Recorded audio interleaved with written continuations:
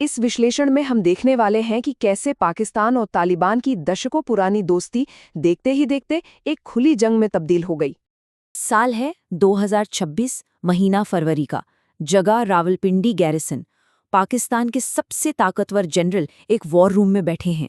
उनकी आंखों के सामने एक बहुत बड़ी स्क्रीन है जिस पर काबुल की गलियों, टीटीपी के खुफिया ठिकानों और अफगान तालिबान के हथियारों के जखीरों की सैटेलाइट तस्वीरें एक एक करके आ रही हैं। सोचिए क्या अजीब मुश्किल है इन जनरलों के सामने, जिन्हें उन्होंने खुद बनाया, पाला पोसा, आज उन्हीं को निशाना बनाने का प्लान तैयार कर रहे हैं। लेकिन सबसे बड़ा सवाल तो यही है, आखिर कोई भी देश अपने ही बनाए हुए एक राक्षस से जंग क्यों करेगा? चलिए, इस पूरे संघर्ष की जड़ों को समझने के लिए हम सीधा चलते हैं उसी कमरे में जहां से ये सब शुरू हुआ था, यानी वॉर रूम में।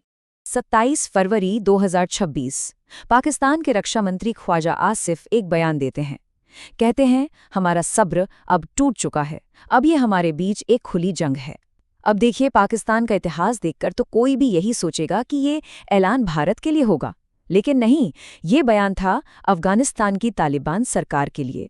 तो इस खुली दुश्मनी को समझने के लिए हमें थोड़ा समय में पीछे जाना होगा, उस दौर में जब इस दोस्ती की नींव रखी जा रही थी।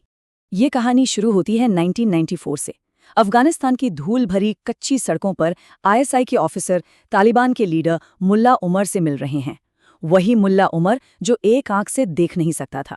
उसे एक सीधी साधी डील दी गई कि हम तुम्हें पैसा देंगे, हथियार देंगे, ट्रेनिंग देंगे, बदले में तुम अफगानिस्तान पर कब्जा करो और हमारे इशारों पर चलो। मकसद, भारत के खिलाफ एक स्ट्रेटेजिक डेप्थ बनाना। और फिर क्या था? तेल के टैंकरों और हथियारों की खेप भेजी गई। नतीजा, सिर्फ 2 साल के अंदर 1996 में तालिबान ने काबुल पर कब्जा कर लिया। और कमाल की बात तो ये है कि 2001 से 2021 तक पाकिस्तान दुनिया के सामने तो अमेरिका के वॉर ऑन टेरर का दोस्त बना रहा, लेकिन पीठ पीछे तालिबान को पनाह भी देता रहा।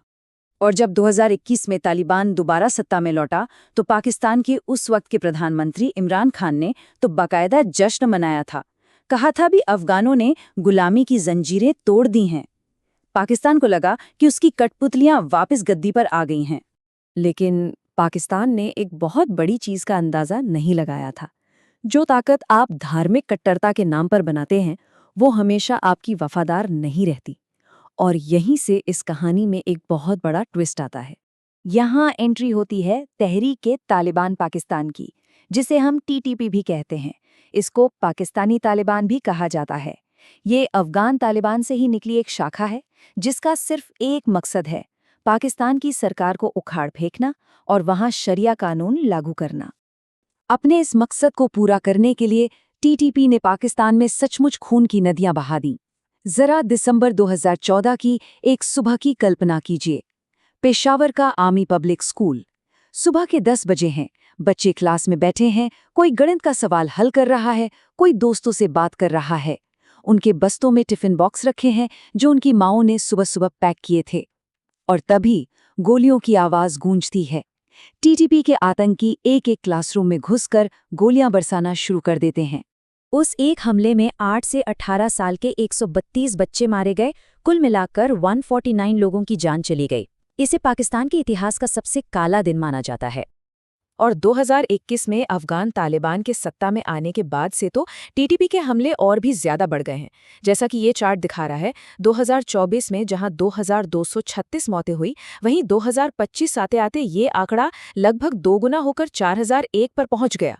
इन बढ़ते हमलों और बेहिसाब मौतों ने पाकिस्तान और तालिबान को एक ऐसे मोड़ पर लाकर खड़ा कर दिया जहां से अब पीछे हटने का कोई रास्ता नहीं बचा था। अब यहाँ पर एक ऐसी पहेली है जिसका हल निकालना लगभग नामुमकिन सा है। देखिए, पाकिस्तान की मांग एकदम साफ है। वो कहता है अफगान तालिबान को, टीटीपी को ख़त्म करना ही होगा, क्योंकि वो अफगानिस्तान को अपने छिपने के लिए इस्तेमाल कर रहा है। लेकिन तालिबान के लिए ये इतना आसान नहीं। उसे डर है कि अगर उसने टीटीपी पर हाथ डाला तो उसके हज़ारों लड़ाके भागकर उनके सबसे बड़े दुश्मन आइसिस खोरासन के पास चले जाएंगे। मतलब एक मुसीबत खत्म करो तो दूसरी उससे भी बड़ी मुसीबत गले पड़ जाएगी। और इसी दुविधा ने एक खुली जंग को जन्म दे दिया। 8 अक्टूबर 2025 टीटीपी ने पाकिस्तानी सेना के एक काफिले पर हमला कर दिया। जवाब में पाकिस्तान ने पहली बार सीधा काबुल पर हवाई हमला किया। इसके बाद फरवरी 2026 में टीटीपी ने एक और हमला किया, लेकिन इस बार तालिबान ने जो किया उसकी किसी को उम्मीद नहीं थी। उन्होंने पाकिस्तान के खिलाफ एक संगठित फुल स्केल मिलिट्री हमला बोल दिया और बस 27 फरवरी को पाकिस्तान ने भी औपचारिक तौर पर खुली जंग का ऐलान कर दिया। इस जंग की सबसे भयानक कीमत हमेशा की तरह आम लोगों को चुकानी पड़ी। 16 मार्च 2026 काबुल के पास उम्मीद एडिक्शन ट्रीटमेंट हॉस्पिटल। रमज़ान का महीना था, मरीज अपना इलाज करवा रहे थे, उनके परिवार वाले, छोटे छोटे बच्चे उनके पास बैठे थे और तभी पाकिस्तान का हवाई हमला हुआ। अफगानिस्तान के मुताबिक इस हमले में 400 से ज़्यादा आम लोग मारे गए, जिनमें बच्चे और मरीज भी शामिल थे। मलबे में दबे हुए अस्पताल के बिस्तर और चारों तरफ बिखरी हुई दवाइयां इस हमले की भयावहता की कहानी कह रही थीं। अब ये पूरा संघर्ष एक नए ग्रेट गेम में बदल चुका है, जहां कोई भी साफ तौर पर जीतता हुआ नहीं दिख रहा है। असलियत ये है कि दोनों में से कोई भी पक्ष आसानी से ना तो जीत सकता है और ना ही हार सकता है। देखिए, पाकिस्तान के पास पूरी एयरफोर्स है, हवाई ताकत है, वहीं तालिबान के पास कोई एयरफोर्स नहीं है, लेकिन वो अपने इलाके में गुरिल्ला युद्ध के मास्टर हैं और अब तो वो कामिकेज ड्रोन जैसे नए नए तरीकों का भी इस्तेमाल कर रहे हैं। पाकिस्तान के लिए जमीन पर हमला करना भी कोई आसान काम नहीं है, क्योंकि इतिहास गवाह है कि अफगानिस्तान को साम्राज्यों का कब्रिस्तान कहा जाता है। सोवियत संघ ने 10 साल और अमेरिका ने 20 साल तक कोशिश की, लेकिन दोनों सुपर पावर्स उन्हीं गुरिल्ला टैक्टिक से हार गईं जिनका सामना आज पाकिस्तान कर रहा है। और अब बात करते हैं इस कहानी की सबसे बड़ी विडंबना की। याद है, पाकिस्तान ने तालिबान को बनाया ही क्यों था? भारत के खिलाफ स्ट्रेटेजिक डेप्थ हासिल करने के लिए। लेकिन आज की हकीकत क्या है? आज वही तालिबान भारत के साथ व्यापारिक समझौते कर रहा है, भारतीय कंपनियों को अफगानिस्तान में कंस्ट्रक्शन के कॉन्ट्रैक्ट दे रहा है और भारत को एक महत्वपूर्ण पार्टनर बता रहा है। तो पाकिस्तान ने एक प्रॉक्सी वॉर लड़ने के लिए तालिबान को खड़ा किया और अब वो खुद को एक ऐसी आग बुझाने की कोशिश में फंसा हुआ पा रहा है जो पूरे इलाके को अपनी चपेट में ले रही है। तो आखिरी और सबसे बड़ा सवाल यही है, क्या पाकिस्तान अपनी ही लगाई इस आग को कभी बुझा पाएगा? और इस कोशिश में अभी और कितने मासूम लोगों को इसकी कीमत चुकानी पड़ेगी? और आगे बढ़ने से पहले एक ज़रूरी जानकारी, अगर कोई एआई की दुनिया में हो रहे नए नए डेवलपमेंट्स के बारे में गहराई से सीखना चाहता है तो एआई मास्टर क्लास 3.0 ज्वाइन कर सकते हैं।